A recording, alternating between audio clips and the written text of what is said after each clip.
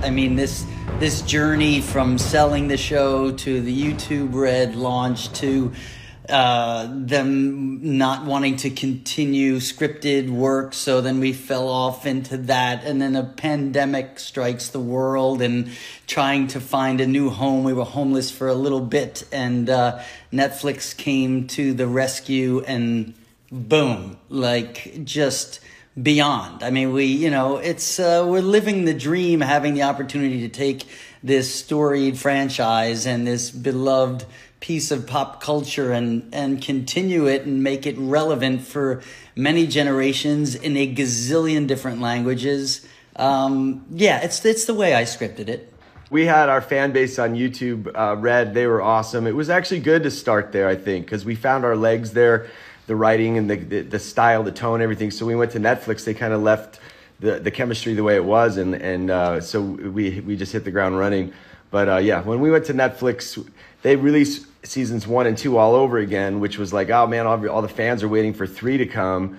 But they were so smart in that, and they wrapped the world around it, got the world invested, and then dropped 3, and it was just this one crescendo at the same time, and it was truly overwhelming. I mean, just the feedback, it was like, wow, we're on the main stage now, and it's being received so well, and it's just thrilling, And then we went and we shot 4, which comes out shortly here, and we're marching forward, actually shooting 5 now. So it's been quite the amazing ride, especially going back. If I think back to when I was 18 doing the Karate Kid, if you could ever told me in 30 some years I'd be still playing Johnny Lawrence, and this time with all that's going on, it's a dream. It's really awesome.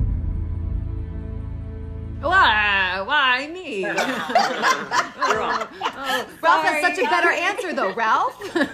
Vanessa reminded me of a really, so I'm probably going to take her answer. Vanessa reminded me of a really good episode that happens towards the end of the season. We have a surprise that only about 400 extras know about. And it's a pretty fun, unexpected, but like super fun moment. And that is all I will say. Yes. I know what you're talking about now. When you I want to see it, Courtney. Extras. Yeah. You tease me. I don't even know what it is. I was like, yes. I'll piggyback that with, yes, that's episode 409 and one of my favorites, if not my favorite episode in the season. And episode 5 as well. We traditionally, our mid-season finales are some of my favorite episodes. Season 1, episode 5 was one of my favorites. And in this season, there's something, I don't even want to call it fan service because it's beyond that, but it's all and everything, some moments that we've been waiting for, and they deliver on all cylinders. So, and I can't say too much. It's great, but those are 2 of my favorite episodes. I'm not going to scenes. I'm just talking episodes. Yeah, keeping a straight face always with my scenes with William is a thing. It's like he's always saying these ridiculous things. He has the funniest lines, and I just have to play the straight guy and the one who's like genuinely concerned for him. Yes. But I love the dynamic. I love Carmen. She's always coming from a real place, and just the natural humor that arises between the 2 of them. And I'm also loving when the LaRussos and the Diaz's plus Johnny come together. They're some of my favorite scenes. I mean, Johnny was just rescued by Daniel LaRusso at the dojo where Kreese almost choked him out. They have a common foe, and at that moment, they're aligned, and Kreese throws down the challenge. We'll see at the tournament, and whoever wins gets to keep being a sensei. So they have a common purpose and a common goal. It's the first time, and I think that in Johnny and Daniel's relationship where they have the same intention at the same time. So that brings them together to bow, which was really awesome. But of course, it's like 2 people that just met saying, let's go get married. But I mean, or not just met, but it's maybe not the best idea to go rush off to Vegas and join this marriage. How's it going to work? We're completely different styles, completely different trains of thought.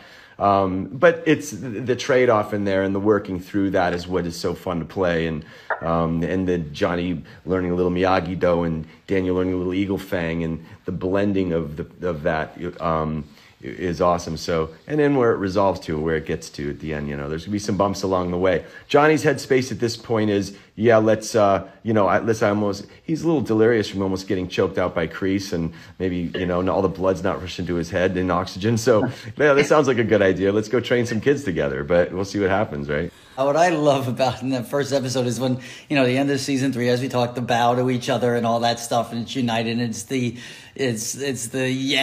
what the fans have been waiting for. And then they start to speak, and I think LaRusso has some lesson in his mind, but they've never discussed a plan. And it's not like, okay, we're going to do it like this. So they're making it up as they go along. And it's so easy to push each other's buttons, because it's like, just because someone has knowledge of a subject doesn't mean they know how to teach it, especially in tandem with someone else who has been, the thorn in each other's side. And that's part of the beauty of Daniel and Johnny. We love them.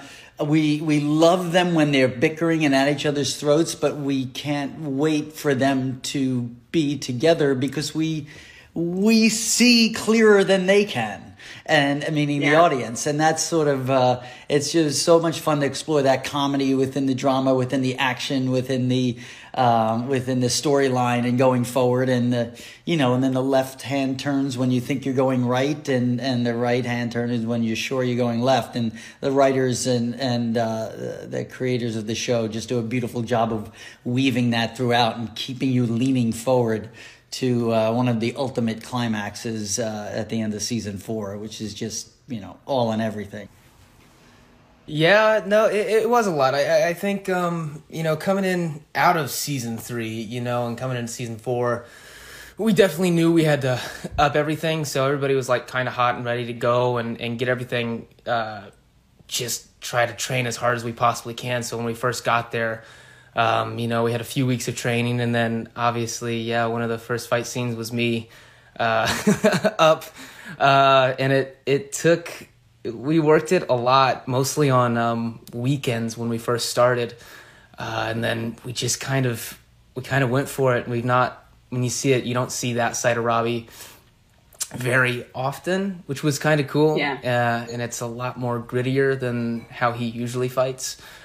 So it was actually kind of fun to just start to explore that side of him as well. Me personally, not really, because I don't leave the house very much. So I'm very much a homebody. But every once in a blue moon, there'll be some people that come across. I think I was in Starbucks a couple weeks ago, and this girl that was probably about 12 or 13, she clocked me when I walked in, and I had my mask on and everything, but as they called my order, and they said, Tanner, and then she just, her head whipped around to me, and I grabbed my coffee, and she was like, can we take a picture, please? I was like, yeah, of course, absolutely. So that's probably the most recent one.